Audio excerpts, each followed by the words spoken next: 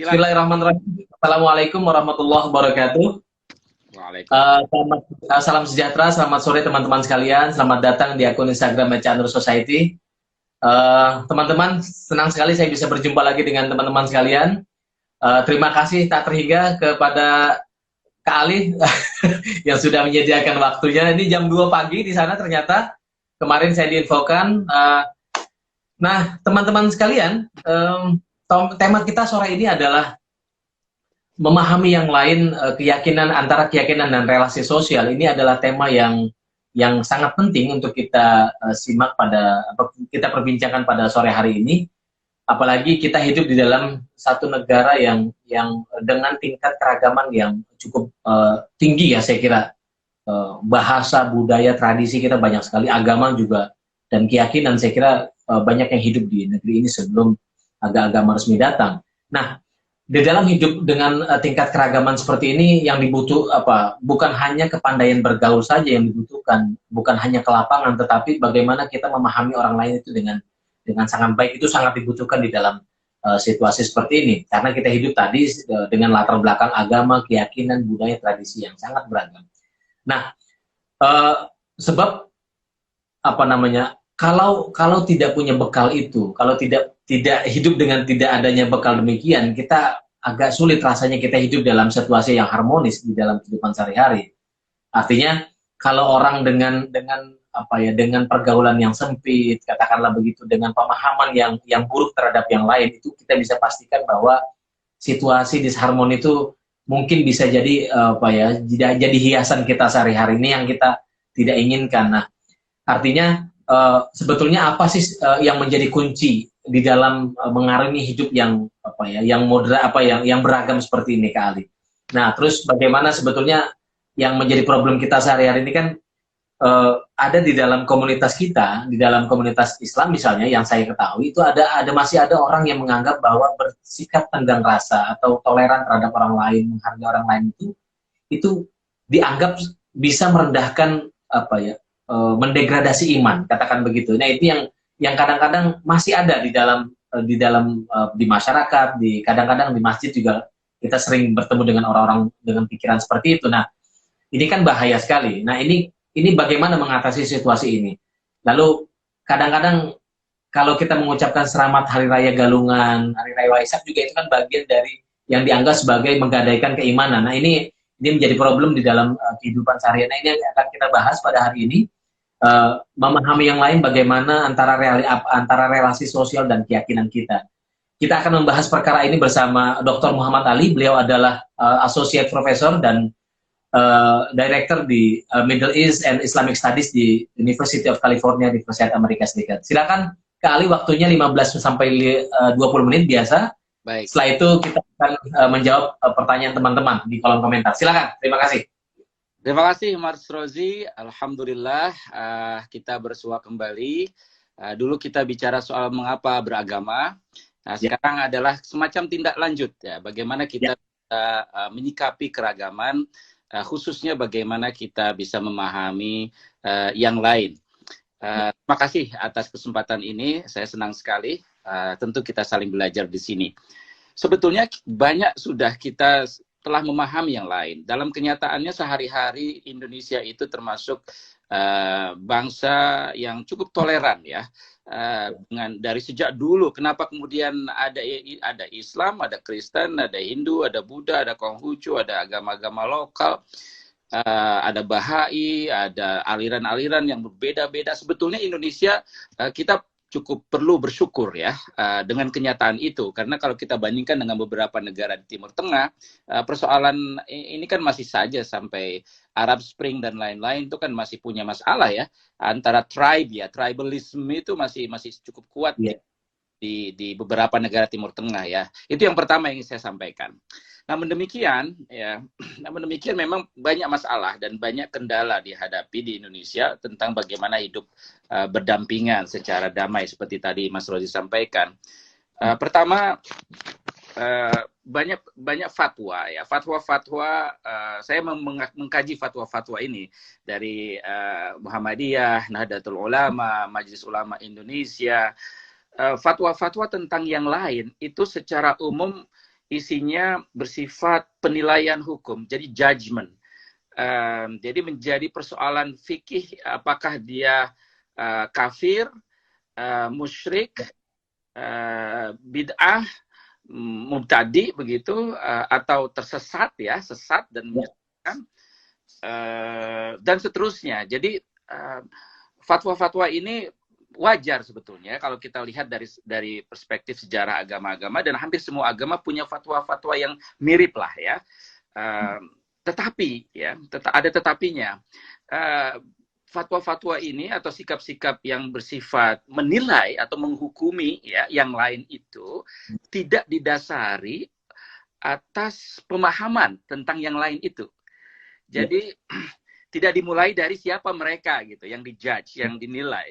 Jadi langsung saja dalam perspektif teks ya, dan sejarah diri sendiri, kelompok sendiri, agama sendiri digunakan untuk menilai yang lain tanpa melalui proses belajar tentang yang lain, bertanya kepada yang lain itu. Nggak ada kan tanya dulu misalnya, Ahmadi, menurut Anda bagaimana itu kira-kira? Nggak pernah nanya dulu, nggak pernah, tidak ada itu, tidak ada proses itu, tidak ada proses belajar dari misalnya kitab-kitab atau buku-buku yang mereka susun sendiri apa yang menjadi keyakinan mereka. Itu poin pertama yang ingin saya sampaikan. Terus yang kedua, ada kesan umum, ada sikap yang cukup umum tadi seperti Mas Rozi bilang, tidak ada toleransi dalam hal akidah atau keyakinan. Ya. Itu akan mendangkalkan iman, akan mendegradasi iman, dan seterusnya. Toleransi itu hanya ada dalam relasi sosial, dalam muamalah misalnya. Itu kan umum sekali ya. Nah, kita baca itu di banyak fatwa, penjelasan, buku-buku, ceramah-ceramah, dan seterusnya. Saya kira ini sikap yang kurang tepat. Nah, mengapa kurang tepat? Ini pemahaman saya ya. Pertama, memang yang disebut dengan keyakinan itu selalu dua ya. Jadi black and white. Black and white itu hitam putih ya. Jadi benar dan salah. Jadi kalau nggak benar ya salah. Atau kalau nggak lurus, menyimpang gitu. Ada istilah ortodoksi dan heterodoksi. Ya. Ortodoksi yang itu adalah keyakinan yang benar, heterodoksi keyakinan yang menyimpang. Kalau iman itu harus kuat, nggak boleh lemah, nah kan gitu. Bahwa keimanan kita itu suci, yang lain tidak suci. Menariknya, keyakinan yang kita anggap sebagai benar, lurus, ortodoks, suci, kuat itu adalah keyakinan komunitas. Jadi sebagai bagian dari komunitas. Jadi agama atau keimanan itu sudah menjadi bagian dari komunitas, menjadi membership. Jadi kita menjadi anggota dari sebuah dari sebuah komunitas dalam hal ini. Apakah itu Ahlus Sunnah wal Jamaah, ataukah itu Asy'ari dalam konteks itu, ataukah kalau yang dulu ada Mu'tazilah, atau Syiah, atau Ahmadi. Jadi kita sudah dikotak-kotakan dalam community. Jadi keyakinan itu sebetulnya bukan keyakinan individual, tapi keyakinan komunitas. Sehingga ini akibatnya ada otoritas keagamaan yang berusaha untuk menjaga itu. Jadi ini untuk memahami dulu ya, mengapa ini terjadi. Karena ada otoritas keagamaan, ada majelisnya gitu, ada yang berusaha untuk selalu menjaga, memastikan bahwa batas-batas itu tidak dilanggar. Jadi itu yang pertama, ada otoritas keagamaan. Yang kedua, ada identitas agama. Jadi masalah identity ini menjadi rumit. Kenapa? Karena semakin tersolidifikasi, semakin menguat ya. Yang disebut identitas itu harus dijaga. Jangan sampai kita punya identitas ganda misalnya. Kalau Anda, jadi identitas itu either or. Kalau nggak A, maka harus B. Oke? Nah, ini yang kemudian menurut saya menjadikan sulit ceramah atau pengajian untuk mengatakan bahwa ada keyakinan yang di tengah-tengah atau yang blur atau yang grey atau di abu-abu dan seterusnya, itu nggak bisa itu. Oke. Padahal itu kenyataannya ya yang kita lihat. Padahal keyakinan itu sebetulnya saling mempengaruhi. Jadi ada kelanjutan dan ada yang baru. Ada Islam itu juga harus diakui berdasarkan juga Yahudi, Kristen, bahkan agama-agama dan tradisi Arab sebelum Islam. Jadi ada faktor luar, faktor sebelum, ya, faktor sebelumnya yang kemudian, ya katakanlah puasa. Ya, Anda baca ayatnya, kutiba alaikumusiyam kama kutiba alal ladzina min qablikum. Seperti pernah juga diwajibkan. Jadi puasa itu bukan sesuatu yang sama sekali baru. Ini contoh aja. Sholat, zakat, haji, ya, itu ada unsur-unsur sebelumnya. Ini maksud saya. Jadi keyakinan pun termasuk keyakinan terhadap Allah. Itu bukan keyakinan murni Islam, tetapi keyakinan yang sebelumnya sudah ada, ya, bahkan ke belakang, kemudian karena ada masalah-masalah distorsi dan seterusnya, kemudian diperbaharui, direformasi dan seterusnya. Maksud saya adalah keyakinan juga saling mempengaruhi. Apa yang kita sebut sebagai yang imani itu, ya, itu juga bukan murni 100% baru.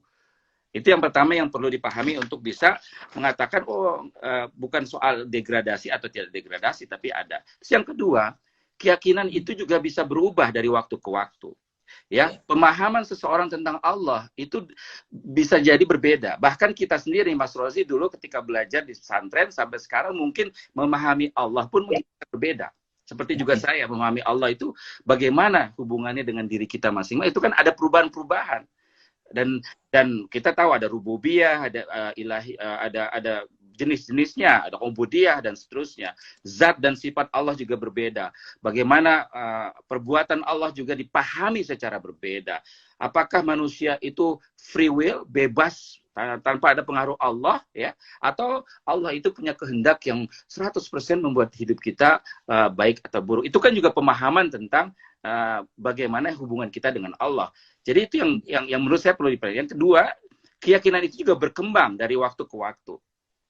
Dulu ketika secara umum, ya, setiap agama itu lahir dalam konteks yang sangat simpel, sangat sederhana, dan keyakinannya juga sederhana. Tidak ada misalnya formalisasi keyakinan. Buddha, Yesus, Muhammad, Moses itu tidak ada misalnya 1, 2, 3, 4. Tidak ada itu rukun Islam, tidak ada rukun iman, tidak ada rukun ini, rukun itu. Tapi agama dalam perkembangannya itu mengalami proses rukunisasi. Ada rukun-rukun. Ini dalam konteks tadi, karena memang agama lahir, ya, dalam masyarakat yang baru, ya, orang Arab kemudian non-Arab. Makanya ini harus dilakukan semacam standarisasi gitu. Ya. Nah, ini menurut saya yang kemudian menjadi penyebab kenapa harusnya dipahami bahwa keyakinan juga kita ada common ground gitu. Ada bahasa itu kalimah sawah khusus untuk misalnya Yahudi, Islam, Kristen, ya. Tetapi juga yang lain pun ada common ground-nya juga, ya. Kata Rashid Ridho, Hindu, Buddha, Konghucu bisa jadi juga adalah ahlul kitab, ya, meskipun tidak tercantum dalam Al-Qur'an. Ini kan mencari common ground, ya. Nah, ini menurut saya keyakinan pun ada common ground-nya. Nah, itu dan memulai saja itu menurut saya penting untuk kita mulai. Yang kedua, nggak tahu yang keberapa tuh, mengenai itu soal keyakinan, ya. Sekarang soal relasi sosial. Tadi Mas Rozi bilang tentang hubungan, ya, sosial. Relasi sosial itu ada yang mulai dari persekusi, ya, jadi intoleransinya itu penuh, kemudian diskriminasi, kemudian netral, kemudian ada semi tolerance atau mendukung, yang terakhir full tolerance atau toleransi penuh dalam bentuk mengakui, bahkan kerjasama, bekerja sama untuk masalah-masalah bersama dan seterusnya. Dalam relasi sosial, terlepas dari keyakinan kita itu, kita harus tetap bersikap baik, ya. Bahkan kita nggak boleh mengolok-olok sesembahan atau Tuhan agama lain misalnya. Kita dilarang menghakimi ritual agama lain dari perspektif agama kita.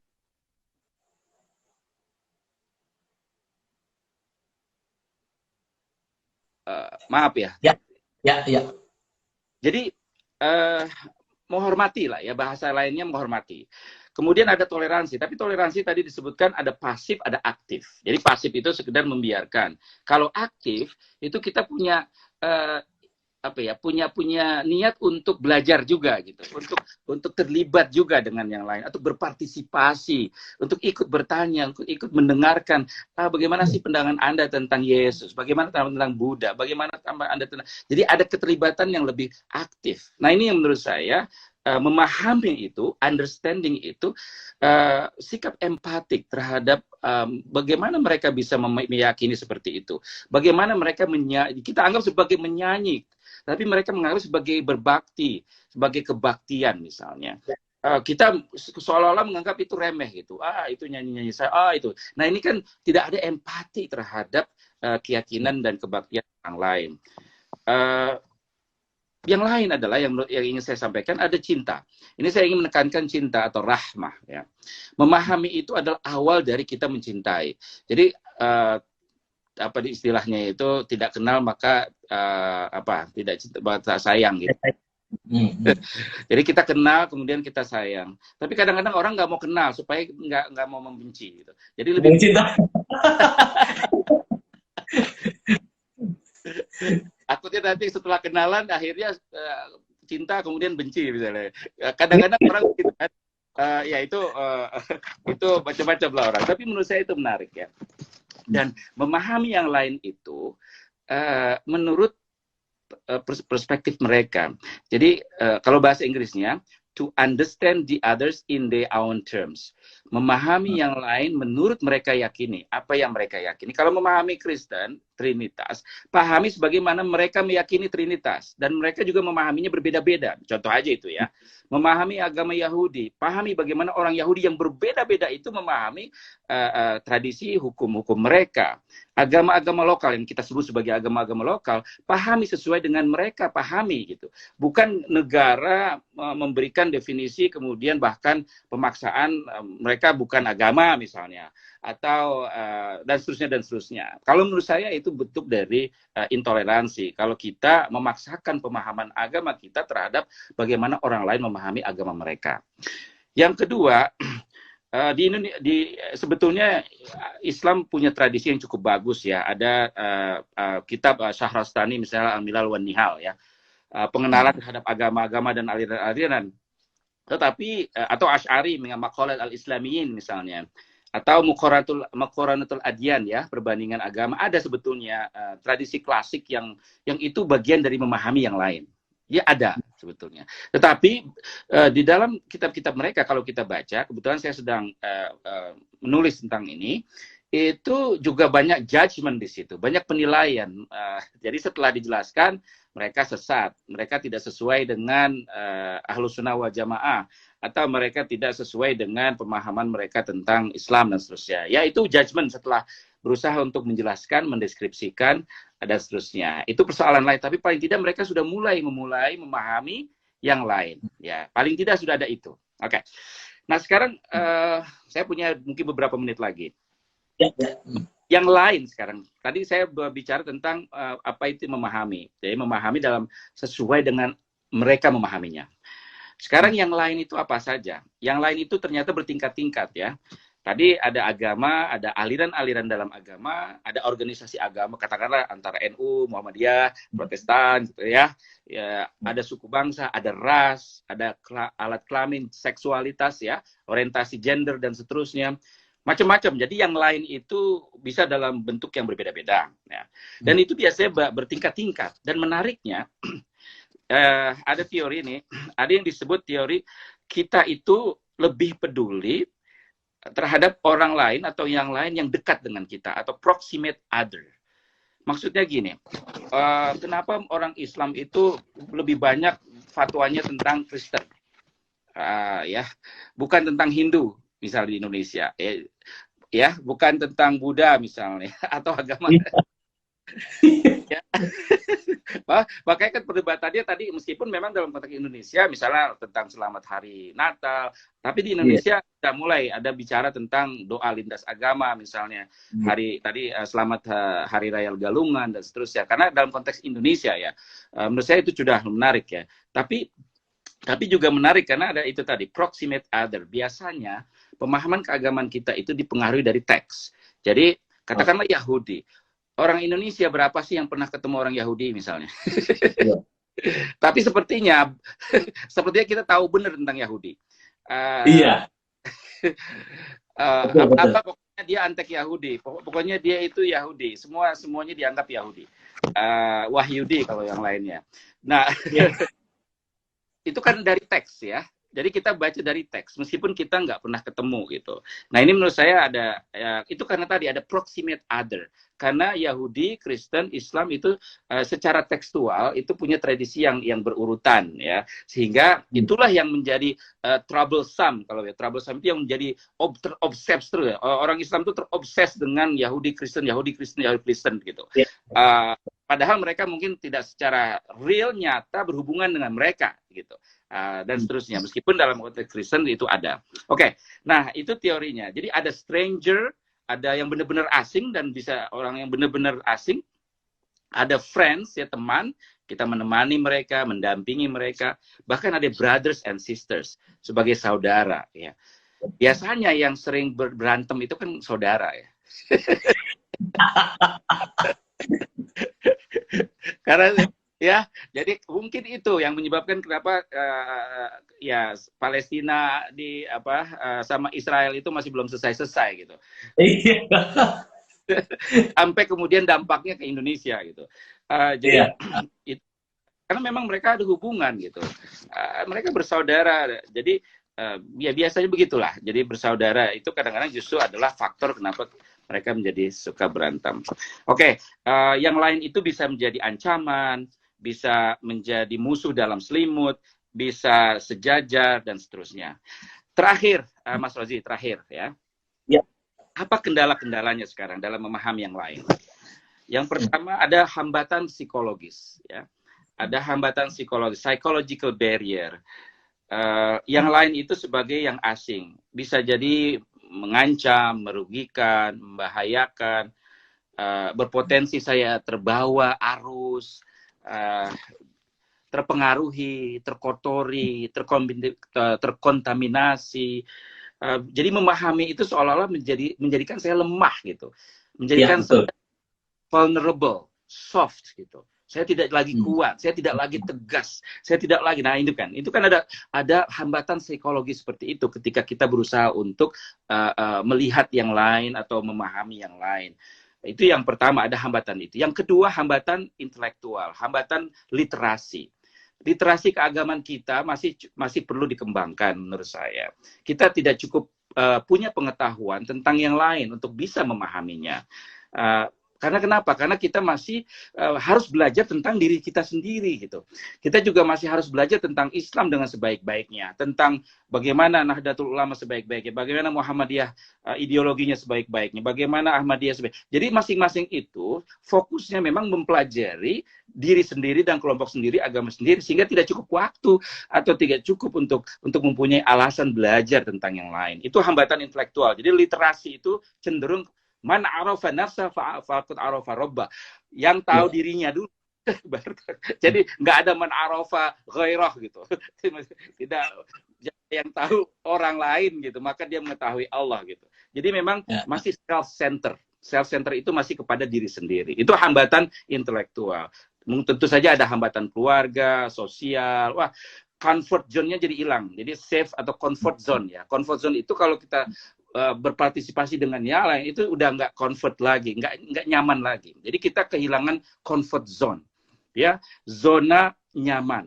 Ketika kita berusaha mendekati orang lain, itu zone kita menjadi kurang nyaman lagi. Nah itu salah satu hambatan lain. Ada hambatan politik juga, negara dan seterusnya. Saya kira itu saja sekedar memulai. Ada beberapa hal lain, tapi mungkin ada banyak masalah atau pertanyaan. Saya senang sekali. Demikian untuk memulai, Mas Rozi, silakan. Siap, terima kasih kali, lengkap sekali.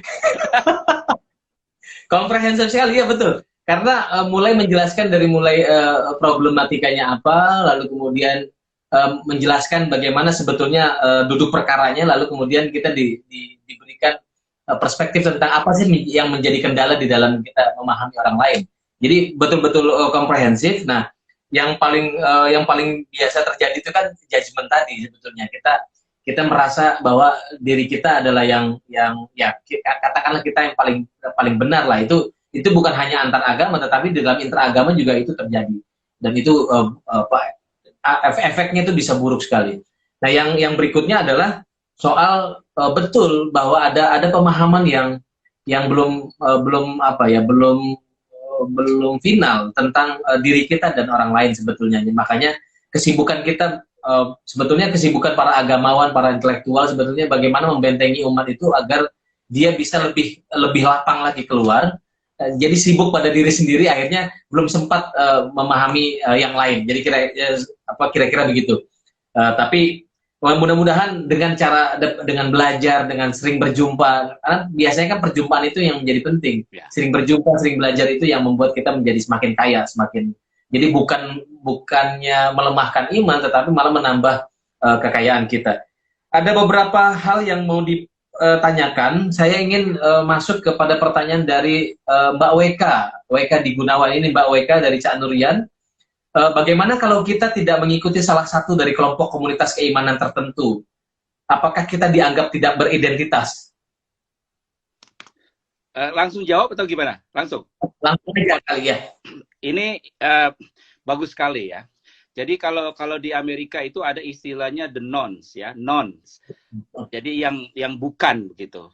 Jadi ada identitas baru yang sebagian dari individu-individu, jadi person-person gitu, yang tidak lagi mau tergabung dengan agama-agama yang sudah ada. Ya, baik itu Kristen, Yahudi, Islam, Hindu, Buddha dan seterusnya. Jadi dan itu ada statistik juga. Jadi mereka yang tidak seperti apa? Kalau dalam pilihan ganda itu bukan apa ada pilihan ganda? Tapi nggak membentuk komunitas. Ya, makanya. Jadi ini non itu personal, jadi sangat private ya, pribadi masing-masing. Nah, menurut saya identitas itu yang tadi saya sebutkan, identitas agama itu identitas komunal. Ya, hubungan komunal, lebih dari satu orang gitu.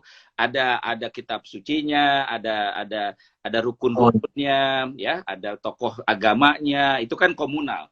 Dan agama selalu dipahami seperti itu. Padahal dalam konteks studi agama sekarang ada yang disebut dengan spirituality. Spiritualitas ini umumnya bersifat personal. Meskipun agama juga sangat kaya dengan spiritualitas, sudah pasti ya. Tetapi ada spiritualitas yang memang tidak mau terkait khusus langsung dengan agama-agama tertentu.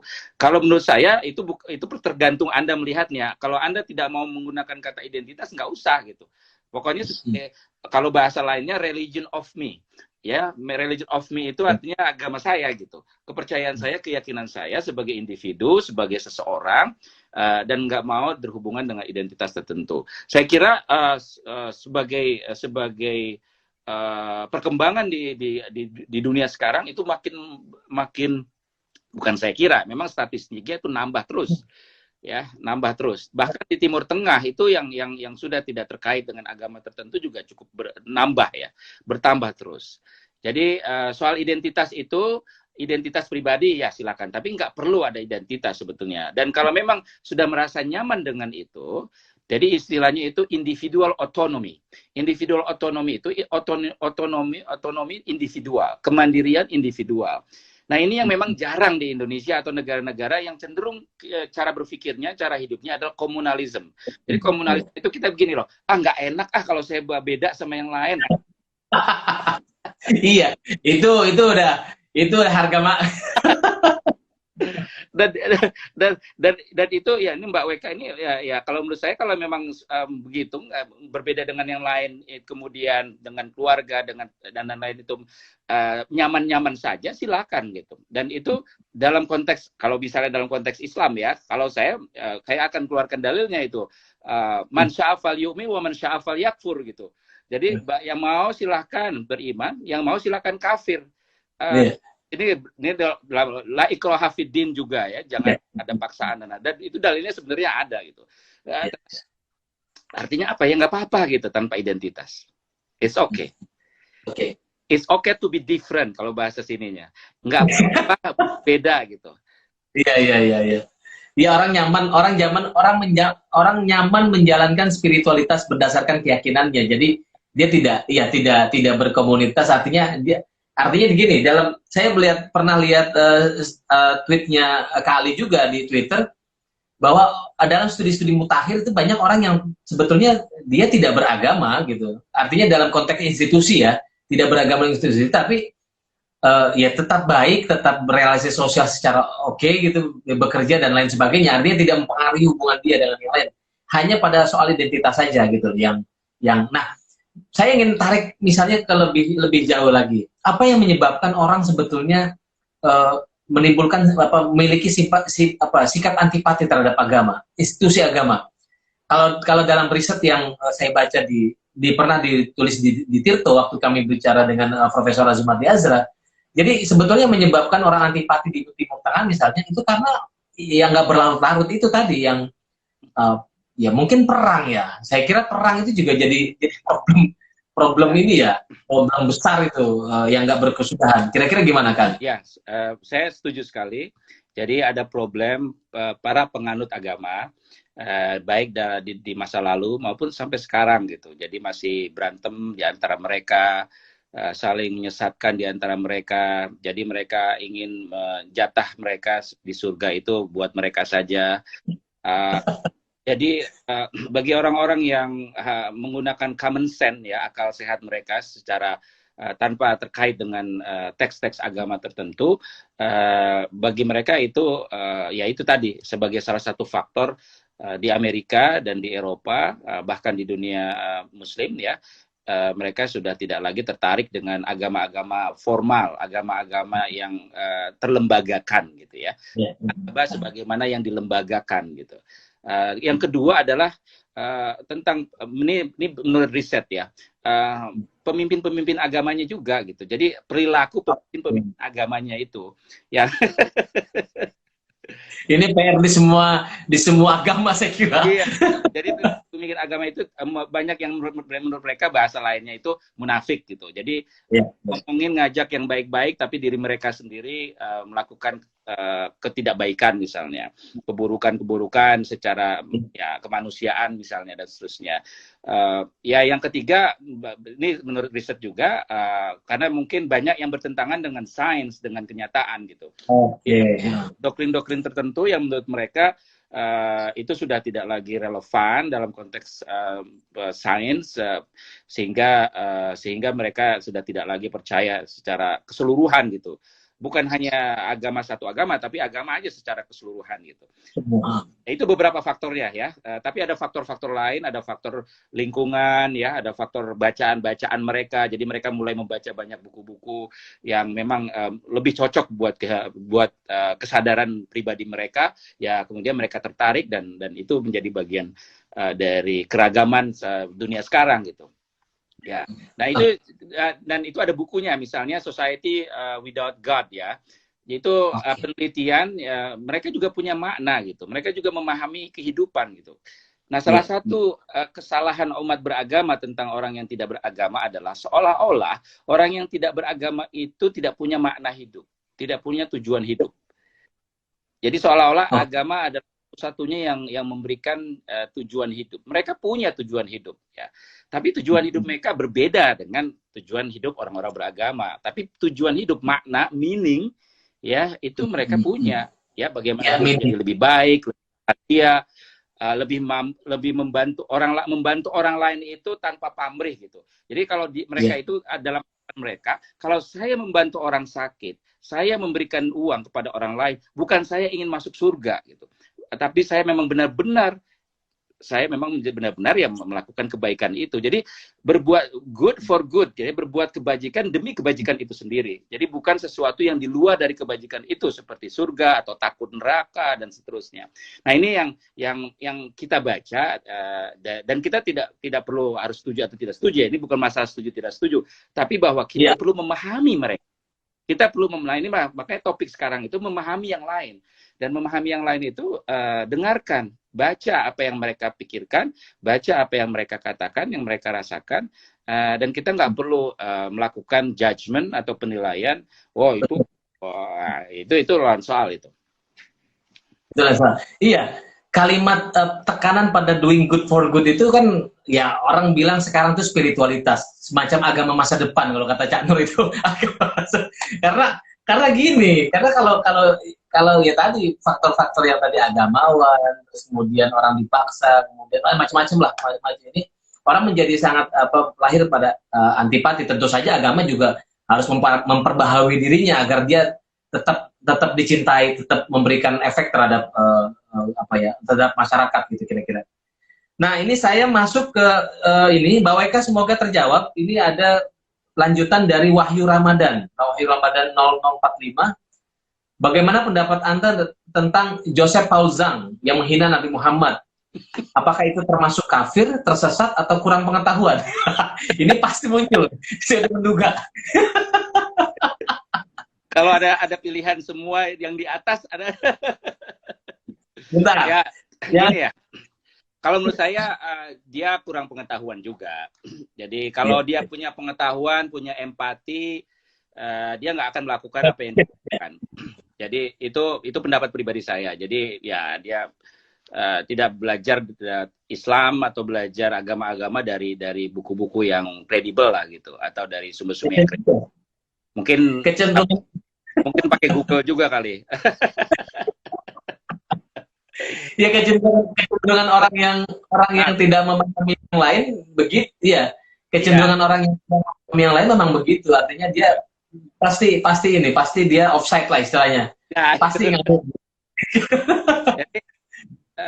Jadi kalaupun kita alamatkan dengan label-label tertentu, ya itu label-label saja. Tapi yang prinsipnya yang saya lihat, saya melihat substansinya ada nggak di situ. Jadi ternyata ya substansinya ya nggak betul gitu. Jadi substansi yang penting buat saya itu kalau ada anggapan orang terhadap agama sendiri misalnya, atau Islam dalam hal ini ya agama saya begitu, saya akan lihat substansinya gitu. Substansinya ada nggak, benar nggak gitu. Ya kalau memang tidak benar ya kita harus argue lagi. Kalau bahasa Qur'annya itu ya berdebat saja, berdialog saja dengan orang seperti dia gitu. Jadi wajadilhum billati hiya ahsan gitu. Kalau memang harus berdialog ya berdialog lah gitu. Dulu ada Musailamah ya kalau dalam konteks Nabi. Iya. Nah, kata Musailamah Al-Kadzab ya, Al-Kadzab itu juga adalah sifat yang kita penulis tulis, sebenarnya namanya bukan kitab. Ya, saya dikasih taunya begitu terus deh. Mestinya Musailamah aja. Iya, dia jadi itu nama Kazab yang pendusta itu adalah itu sudah penilaian itu. Tapi nggak apa-apa. Memang itu yang saya juga dulu masih kecil begitu, masih kecil. Belajar kita. Jadi Al-Kazab. Oke, jadi menariknya Musailamah itu menulis surat ke Nabi ya. Jadi menulis surat, isinya ya intinya saya juga mendapatkan wahyu dan lebih benar daripada wahyu Anda gitu. Jawaban Nabi bukan kemudian Anda kafir atau enggak, dia jawab aja. Jadi Nabi menjawab, ada surat balik gitu. Jadi salam bagi orang yang mendapatkan hidayah ya gitulah jawaban Nabi. Dan tidak kemudian dipersekusi dan seterusnya gitu. Jadi ya dijawab saja gitu, dan terbukti kan dia nggak ada pengikutnya. jadi sebenarnya kalau ada orang yang mengaku nabi, kalau memang ada pengikutnya silakan aja gitu. Tapi kalau kan nabi itu kan jadi yang namanya gerakan agama-agama baru ya, itu kan banyak ya, di Amerika ribuan itu. Jadi gerakan agama baru dengan tokoh tertentu, karena Amerika negara sekuler jadi bisa berkembang. Kalau di Indonesia baru dikit-dikit udah masuk negara gitu. 1965 itu apa namanya undang-undang itu atau aturan itu aturan penodaan agama ya. Ya, nah itu kita bisa bicara dalam konteks hukum lain lagi ya. Saya berbicara dalam konteks etika.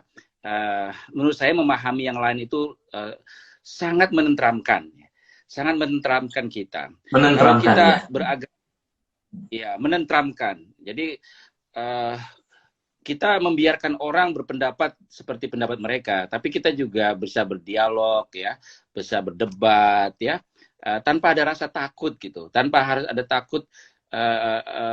Baik itu negara yang mempersekusi, masuk penjara, atau orang membunuh Anda gara-gara Anda berbeda ya. Kalau menurut saya ini harus diperbaiki gitu.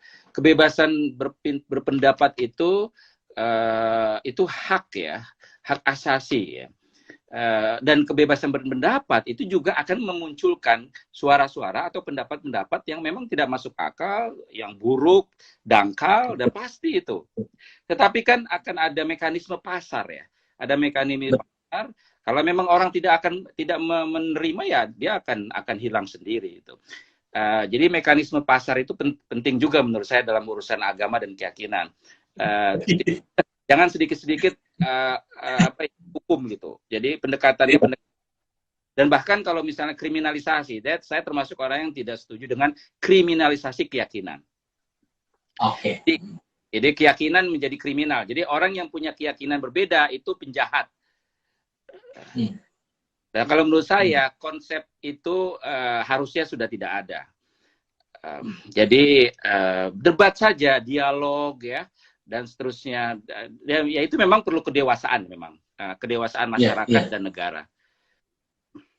Iya betul, memang perlu kedewasaan karena mungkin begini juga, kita perlu memilah mana hal-hal yang perlu jadi prioritas ditanggapi atau hal-hal yang menurut kita ya buat apa ditanggapi, kalau tadi kan modelnya orang nggak paham kok kita tanggapi gitu, artinya kan kita jangan masuk ke dalam ritme yang dimainkan, kira-kira gitu. Jadi itu menghabiskan energi juga. Jadi sebaiknya memperbaiki diri sendiri, memahami lebih baik lagi orang lain, tetapi bukan bukan mengikuti standar orang yang ingin memainkan agama dan lain sebagainya. Ya. Nah, berikutnya saya masuk ke ini, sebetulnya udah dibahas tadi sama Kak Ali. Ini soal dalam relasi sosial, apakah perlu toleransi akidah atau toleransi hanya ada dalam relasi sosial? Mungkin ketinggalan, mungkin perlu sedikit dijelaskan. Ya, secara umum kalau mau mengikuti fatwa-fatwa Majelis Ulama ya Indonesia, Muhammadiyah, bahkan NU, itu kalau Anda baca itu memang toleransi tidak dalam hal akidah, hanya dalam muamalah itu. Kalau mau mengikuti otoritas agama yang saya sebutkan silakan. Tetapi itu bukan satu-satunya sikap ya. Seperti saya sebutkan tadi, kita perlu juga memahami bahwa membiarkan orang berakidah sesuai dengan keyakinan mereka itu adalah bagian dari kesejatian berakidah. Kesejatian berakidah itu artinya kita meyakini sesuatu secara tulus. Kita meyakini sesuatu bukan karena dipaksa, bukan karena ada orang lain yang memaksa kita untuk berkeyakinan seperti itu. Ketulusan atau sincerity, bahasa agamanya ikhlas ya, ikhlas itu bersih, itu justru lahir dari pemahaman yang baik tentang keyakinan kita sendiri gitu, dan tidak harus takut dengan keyakinan orang lain gitu. Dan seperti saya sebutkan tadi, ada persamaan-persamaan antara banyak agama-agama. Misalnya begini, katakanlah puasa ya, di Yahudi itu ada Yom Kippur ya, puasa juga ya, dan ternyata Yom Kippur itu kan hari ke-10 bulan Muharram ya, namanya disebut Asyura, puasa Asyura. Nabi Muhammad SAW itu juga puasa Asyura gitu. Dan waktu itu orang Yahudi juga berpuasa Yom Kippur. Makanya ayatnya itu surat Al-Baqarah 183, kama kutiba 'alal ladzina min qablikum, memang puasa juga ada di Yahudi, di Nasrani dan sebagainya. Jadi misalnya begini, ada orang Kristen, orang Islam, orang Yahudi ngobrol gitu, ketemu ngopi lah, puasa nih. Dalam agama Anda gimana maknanya gitu, gimana ya kan betul. Caranya gitu kan, tujuannya apa gitu kan, enak gitu kan, itu memperkuat iman justru. Dan nggak usah takut, oh berarti nanti saya puasa saya batal dong atau nanti iman saya turun. Kalau menurut saya, insya Allah iman kita malah tambah naik kok, dengan cara kita bisa berbagi, berdialog dengan penganut agama lain. Anda boleh kok masuk gereja, Anda boleh masuk sinagog gitu. Orang-orang pendeta dari Najran aja masuk kok ke Masjid Nabi. Nabi berdialog tentang teologi dengan pendeta dari Najran, ya. Dan mereka berdialog. Dan kalau menurut Sirah ya, Sirah Ibnu Hishaq, mereka berdialog. Setelah berdialog, mereka nggak terima gitu kan. Jadi nggak apa-apa gitu. Jadi nggak harus setuju gitu. Setelah dialog harus setuju. Itu nggak, bukan dialog namanya. Jadi dialog itu untuk saling memahami, ya.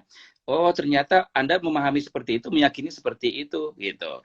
Nah, ya kan tidak lantas kemudian Nabi Muhammad kemudian mengikuti keyakinan pendeta itu. Pendeta itu juga tidak lantas kemudian meyakini seperti Nabi Muhammad, tetapi Nabi mempersilahkan pendeta-pendeta itu untuk sholat di masjid Nabi, di dalamnya itu, kalau kita sebut masjid, sesuai dengan keyakinan mereka. Jadi itu kan toleransi luar biasa. Mana ada sekarang orang masjid, misalnya orang Kristen masuk kemudian berbakti, diizinkan di dalam masjid gitu kan.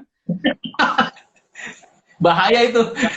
Padahal Nabi melakukannya. Kalau ya, betul. Ini kan contoh aja ya, contoh aja. Ini contoh aja, jadi nggak usah khawatir. Toleransi itu seolah-olah hanya dalam urusan relasi sosial.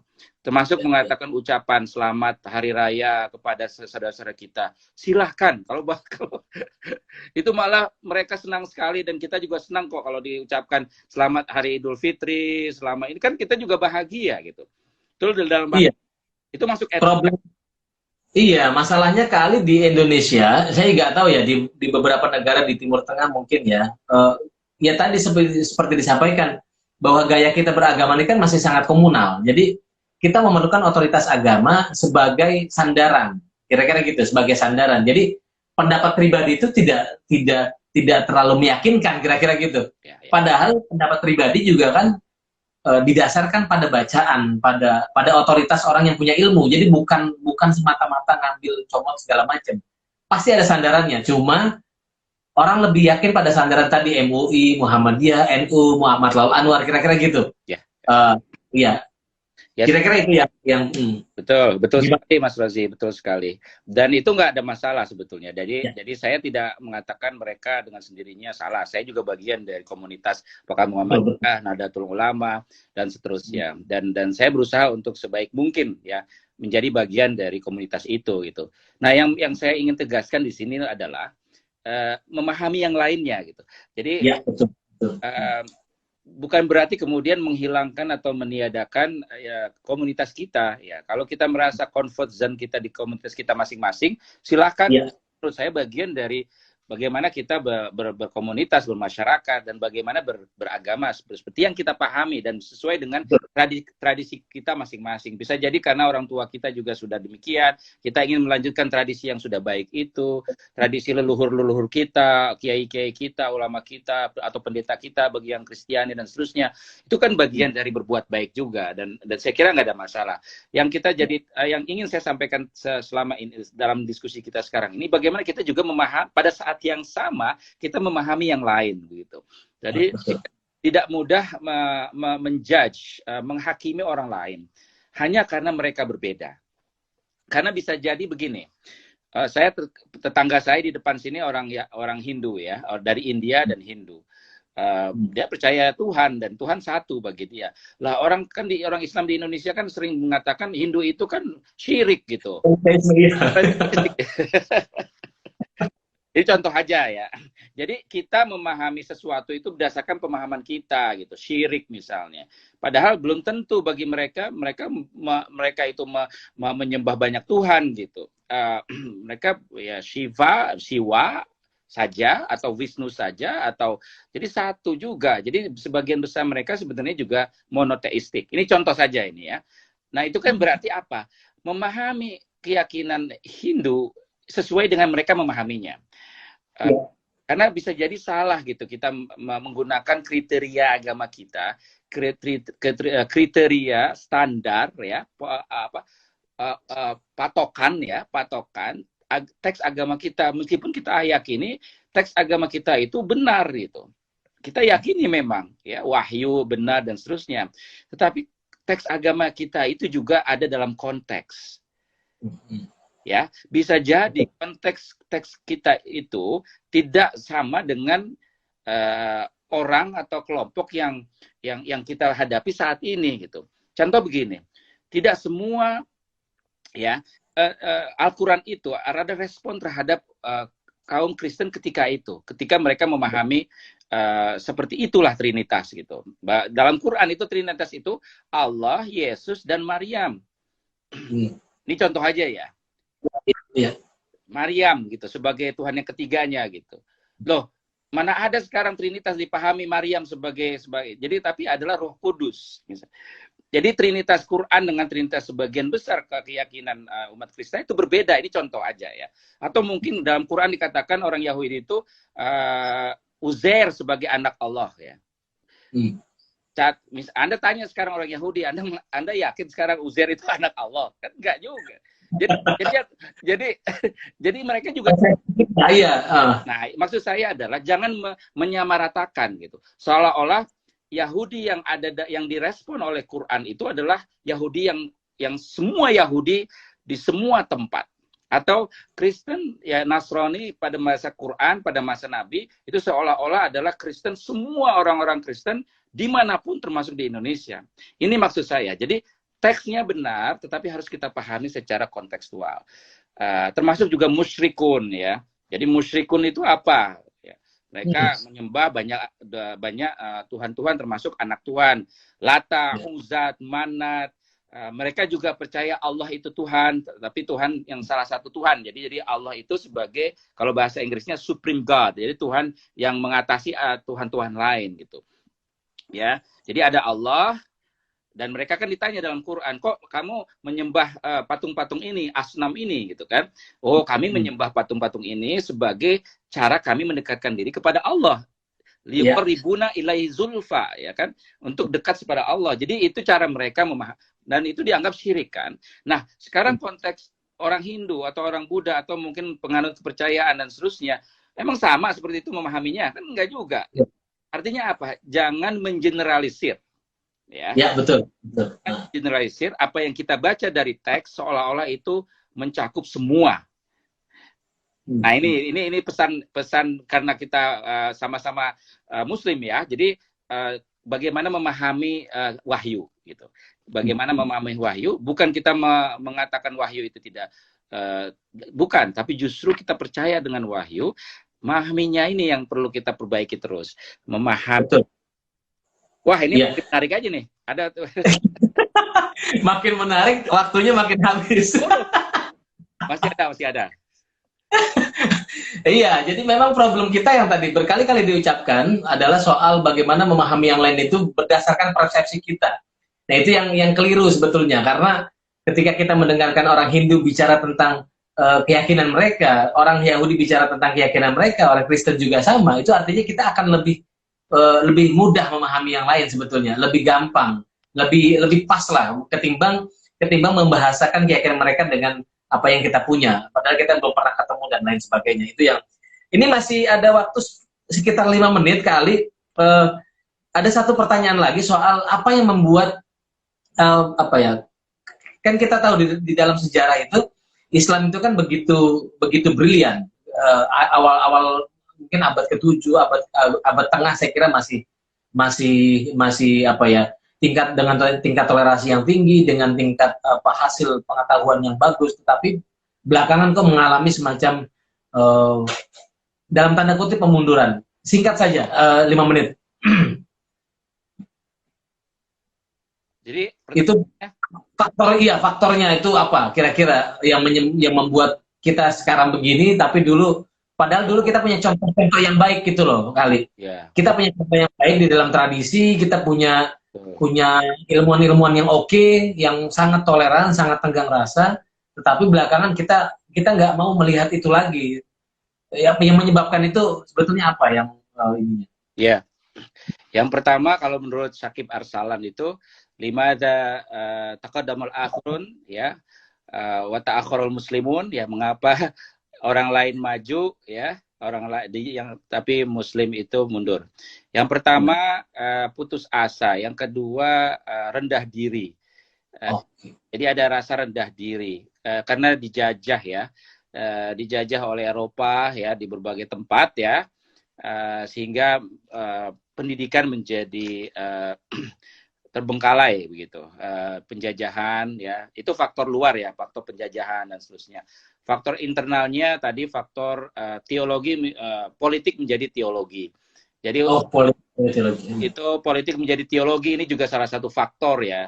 Jadi urusan kepemimpinan, urusan politik ya itu menjadi teologi, menjadi urusan sesat-sesatan gitu, saling berantem dan seterusnya. Jadi harusnya dilihat urusan politik itu ya urusan politik gitu, karena dan itu harusnya membuat ya katakanlah antara Iran dengan Saudi ya atau Brunei aja lah yang kaya, pada kaya-kaya itu sebenarnya. Kayak minyak maksud saya. Coba deh kalau misalnya vaksin aja dari mereka. Tapi justru yang buat vaksin orang yang di Amerika, di Inggris, di Israel gitu. Ya kan? Jadi kalau menurut saya cara berpikir sains itu, cara berpikir ilmiah itu harus dikembangkan terus di dunia pendidikan kita. Memang pendidikan kita itu Mas Rozi kalau menurut saya. Jangan ada lagi dikotomi ilmu agama, ilmu umum Mas Rozi. Ya, betul.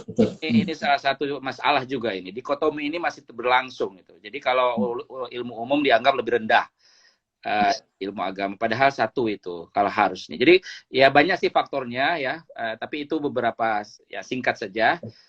Mengapa kita masih terbelakang ya faktor itu, faktor ekonomi, faktor politik, faktor penjajahan, faktor pendidikan ya, faktor konflik internal yang tidak selesai-selesai. Dan yang menurut saya ada yang menarik nih, saya menyebut ini ada faktor ini. Kalau misalnya orang Eropa, orang Amerika atau orang Yahudi yang mengikuti Quran, ya mereka sebetulnya mengikuti Quran gitu. Jadi gini, nggak usah khawatir. Kalau saya melihatnya begini, beda. Kalau menurut saya, kenapa orang Barat maju? Karena mereka mengikuti ajaran Quran. Oke. Ya, itu aja. Jangan khawatir kalau soal nggak usah. Pokoknya orang Islamnya nggak apa-apa mundur, tapi yang penting Islamnya tetap berjaya. Karena mereka membangun sains dan teknologi. Mereka bicara soal global warming, kelingkungan hidup, ya, dan seterusnya, kesehatan, pendidikan, Mars, ya, keluar bukan hanya di bumi urusannya, tapi keluar. Itu semuanya ada dalam Quran. Kita aja yang Muslim ini nggak ngaji Quran. Itu aja. Siap. Terima kasih kali. Waktunya saya harus pamit. Teman-teman, terima kasih banyak. Sekali lagi ini banyak sekali pencerahan kita pada sore hari ini, banyak sekali yang bisa kita ambil, bagaimana sebetulnya toleransi atau memahami yang lain itu sebetulnya menenteramkan, bukan malah mengancam. Gitu yang kira-kira yang quote yang bisa kita jadikan pegangan kita ke depan dalam rangka berelasi dengan yang lain. Kira-kira itu. Terima kasih kali waktunya. Jam 3 sekarang berarti di sana langsung sahur. Teman-teman, terima kasih atas pertanyaan dan komentarnya. Kita besok kembali lagi di jam yang sama, jam 4 bersama besok dengan Mas Budi Munawar Rahman. Kita akan bicara tentang agama dan ekologi. Terima kasih. Semoga acara ini bermanfaat. Wassalamualaikum warahmatullahi wabarakatuh. Waalaikumsalam warahmatullahi wabarakatuh. Terima kasih banyak semua yang hadir dan yang ikut. Terima kasih. Terima kasih. Ya, terima kasih.